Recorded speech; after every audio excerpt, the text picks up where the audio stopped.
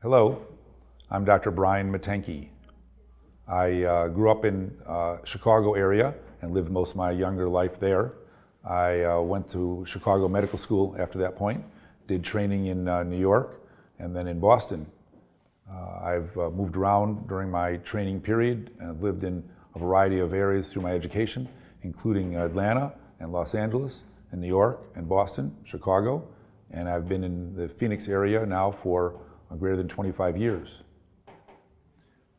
My formal training was at Chicago Medical School after I went to Emory University in Atlanta for my undergraduate.